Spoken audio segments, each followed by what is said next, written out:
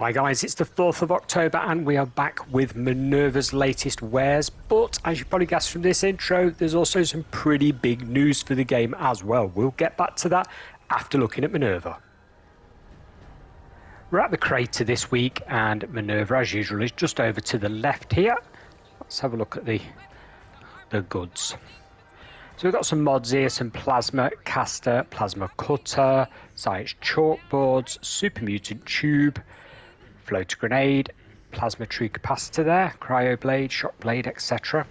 And we've got some solar armor. Now, the solar armor isn't one I'm going to recommend, and the reason is you need Vault Steel to make each individual piece of it, and to be honest with you, its perks aren't very good. So guys, you're going to stick to your Brotherhood armor or your Secret Service armor, not this stuff. Although it's cheap at the moment gold bullion wise to buy, it's going to cost you a lot in your Vault Steel, and you really don't want to be doing that, so don't bother with it. Okay, it does actually look like the Thorn armor, to give you an idea. It's got the plants, weeds coming off it.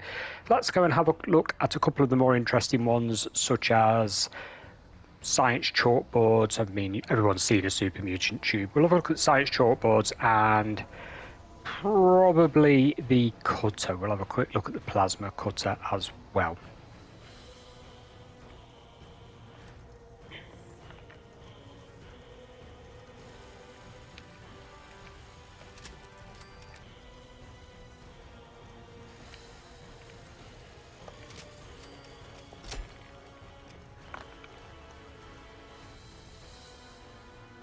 So what we got here is the plasma cutter with flaming blade mod and all of the variations of the science chalkboards. Now, one is blank and the rest of them have various bits and bobs on them. However, I wouldn't recommend you buy the chalkboards because, well, you can win them in daily ops and a lot of people sell them in their vending machines for caps. So it's a bit of a waste of gold bullion when you can actually buy them for caps. As nice as they are, unless you're really desperate, I'd probably leave them. The plasma caster itself, the blade animations are really good. I mean, you do the arc and what have you on them, obviously that looks blue and looks different, but this is the flame one.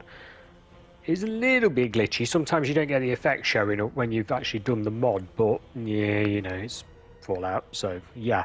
But interesting weapon, not the best weapon though. This is a standard one, not a legendary. So if we have a, there you go, there's the attack cycle of it. Damage wise, on a level 50, 65 damage there and 83 flame damage on that particular one. Weight 2.4. Not the best and not something I think many people will bother using.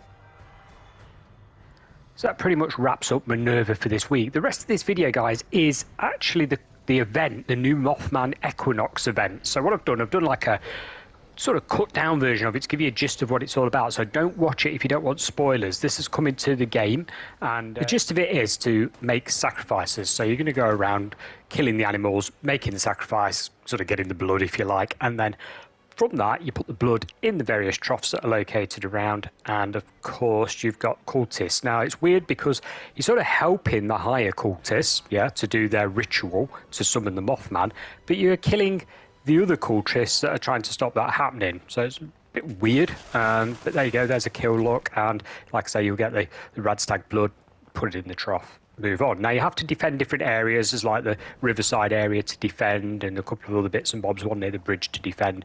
Then when it's all done, you go back to the rooftop and claim the prize, as it were. But I'll leave this to play out and see what you think of it, guys. Until then, I'll catch you next time, same time next week. Bye for now.